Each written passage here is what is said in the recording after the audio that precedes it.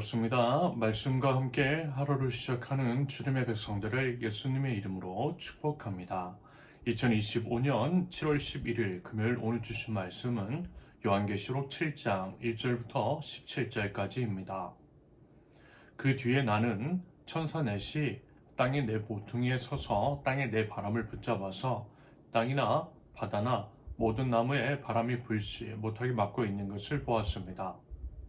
그리고 나는 다른 천사 하나가 살아계신 하나님의 도장을 가지고 해돋는 쪽에서 올라오는 것을 보았습니다. 그는 땅과 바다를 해하는 권세를 받은 네 천사에게 큰 소리로 외쳤습니다. 우리가 우리 하나님의 종들의 이마에 도장을 찍을 때까지는 땅이나 바다나 나무들을 해하지 말아라. 내가 들은 바로는 도장이 찍힌 사람의 수가 14만 4천 명이었습니다. 이와 같이 이마에 도장을 받은 사람들은 이스라엘 자손의 각 지파에서 나온 사람들이었습니다. 도장이 찍힌 사람은 유다 지파에서 1만 2천 명이요, 루벤 지파에서 1만 2천 명이요, 갓 지파에서 1만 2천 명이요, 아셀 지파에서 1만 2천 명이요, 납달리 지파에서 1만 2천 명이요, 므낫세 지파에서 1만 2천 명이요, 시몬 지파에서 1만 2천 명이요, 레위 지파에서 1만 2천 명이요, 이사갈 지파에서 1만 2천 명이요, 수블론 지파에서 1만 2천 명이요, 요셉 지파에서 1만 2천 명이요, 베냐민 지파에서 1만 2천 명이었습니다. 그 뒤에 내가 보니 아무도 그 수를 셀 수 없을 만큼 큰 무리가 있었습니다. 그들은 모든 민족과 종족과 백성과 언어에서 나온 사람들인데 흰 두루마기를 입고 종려나무 가지를 손에 들고 보좌 앞과 어린 양 앞에 서 있었습니다.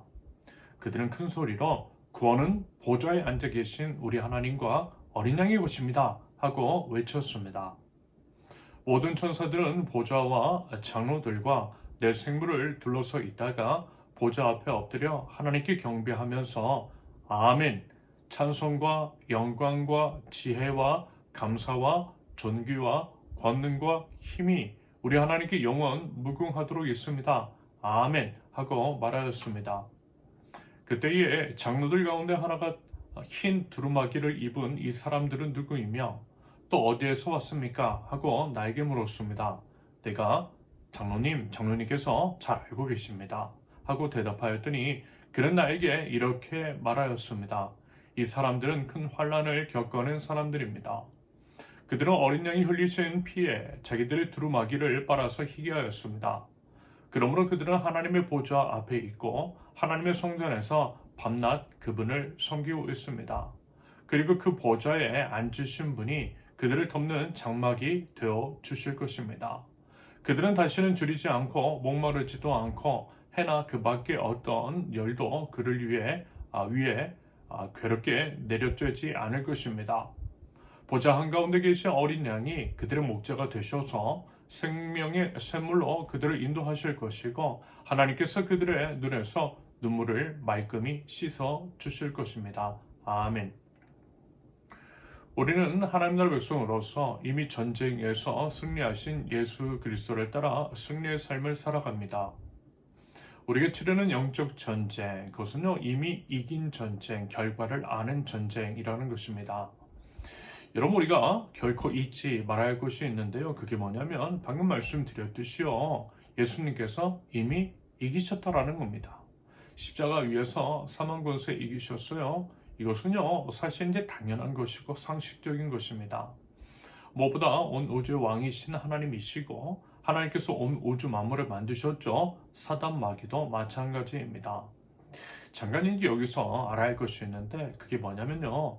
하나님께서 사단 마귀도 만드셨다라는 겁니다. 그러면서 그를 만드실 때 하나님께서 그를 애초에 그 역할을 하라고 악한 존재로 만드신 것은 아니죠. 선하신 하나님은 모든 만물을 선하게 창조하셨어요. 다만 그 사람을 오용하고 악용하고 그렇게 타락한 것은 다름 아닌 사단 마귀 자신입니다. 우리 인간의 자유의지를 가지고 타락한 것과 같은 맥락인 거죠. 그러면서 이제 죄라고 하는 것은 하나님을 거스르는 것. 인간의 윤리, 도덕, 법, 규율을 어기는 것이 아니라 하나님을 거스르는 것, 바로 그것을 죄라고 합니다. 그런다고 할 때 사단 마귀는 그랬어요. 하나님을 거슬렀어요. 거슬러서 자기가 왕되려 했어요. 그게 바로 죄인 것이고 사단 마귀의 본질입니다. 하지만 그럼에도 불구하고 사단 마귀도요, 하나님의 권세 아래에 있을 뿐인 거죠. 다만 아주 잠시 동안, 영원의 관점에서 아주 잠시 동안만 하나님께서 지켜보고 계세요. 하지만 사단 마귀는 온전히 패하고 그 모든 죄악과 죄악의 무리는 뿌리 뽑히게 될 것입니다. 여러분, 우리가 그 믿음 가지고 사는 거예요. 우리는 이긴 자라고 하는 정체성, 그리고 이제 그에 대한 자신감과 담대함과 당당함을 가지고 사는 것입니다.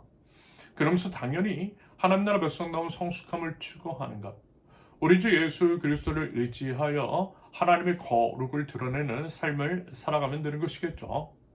이것이 우리의 믿음이고 믿는 자의 삶이어야만 합니다. 그럴 때 우리는요, 그 믿음과 기대와 소망, 우리 하나님의 약속을 따라 영광의 면류관을 받고 영원한 하나님 나라에 거하게 될 줄로 믿습니다.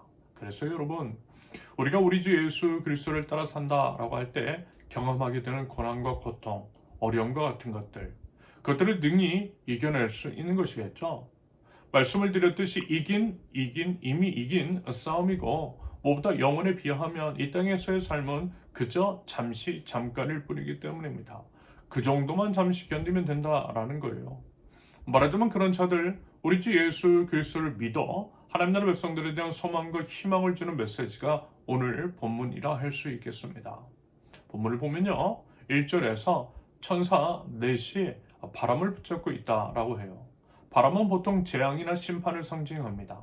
그리고 2절을 보면 다른 천사 하나가 도장을 가지고 와서 3절에서의 언급처럼 하나님의 종들의 이마에 도장을 찍을 때까지 땅이나 바다나 나무들을 해하지 말라고 합니다. 심판 성격에 그 재앙을 아직 내리지 말라고 기다리라는 거예요. 그러면 언제까지요? 하나님 나라 백성의 이마에 도장을 다 찍을 때까지. 이것은 이 성경의 역사에서 1차적으로는 출애굽 당시 6월절 어린 양 사건을 생각나게 합니다. 10번째 재앙, 장자 재앙에서 하나님의 말씀을 따라 어린 양을 잡아 그 피를 좌우 문설주와 임방이 바른 집은 그 피를 보고 죽음의 천사가 6월 넘어갔죠.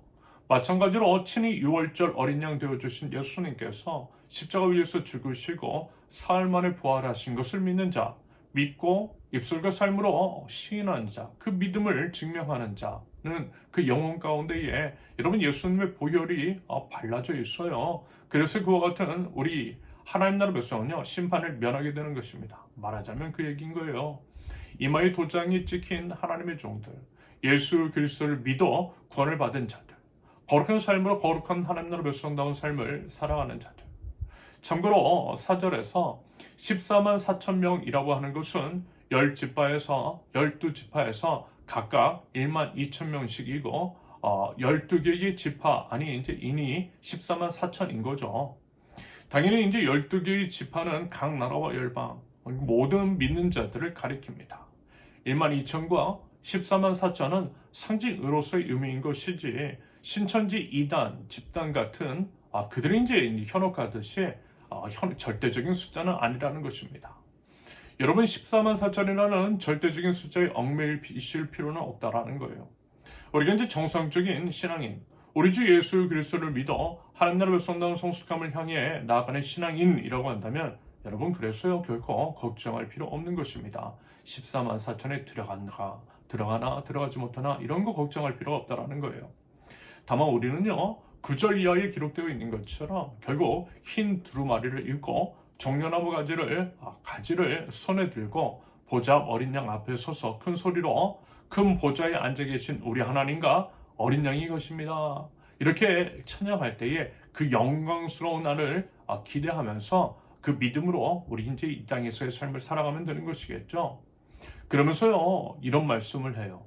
13절 이하에서 흰 두루마기를 입고 있는 사람들에 대해서 큰 환난을 겪어낸 사람이라고 말입니다.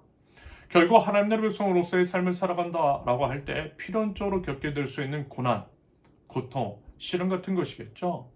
아마 이제 크고 작은 차이는 있어도요, 세상의 권세자 아래에 있는 세속 사회를 살아가면서 우리가 이제 하나님 나라 백성다운 삶을 살아갈 때에 그와 같은 경험은 다들 아마 이제 있으실 것입니다. 그런다고 할 때 이 믿음 가지고 견디자라는 거예요. 그러면 결국 그 믿음을 인정받아 영원한 하나님 나라에서의 보상을 받게 될 것이라는 것입니다. 본문 16절의 기록처럼 다시는 줄이지도 않고 목마르지도 그 외에 이제 어떤 고통도 받지 않을 것이며 우리 하나님께서 그 눈물을 닦아 주실 것이라는 말씀입니다. 여러분 혹시 하나님 나라 백성다운 삶을 살아서 당하는 고난 같은 것이 있으세요? 지금도 그와 같은 고난과 고통 가운데 있으십니까? 부디어 여러분 이 믿음 가지고요 잘 견뎌내시고요 승리하는 하나님 나라 백성들 되실 수 있기를 바랍니다. 그래서 이제 끝까지 믿음을 지켜 영광의 하나님 나라에서의 기쁨을 누릴 줄 아는 저와 여러분들이 있을 수 있기를 예수님의 이름으로 축원합니다. 함께 기도합니다.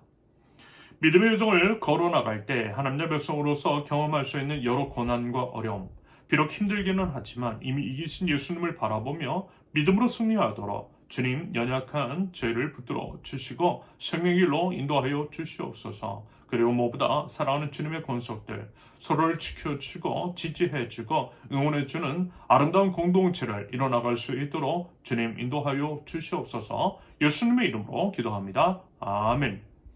하나님께서 오늘 주신 말씀과 각자의 기도 제목을 놓고 우리 잠시 기도합니다.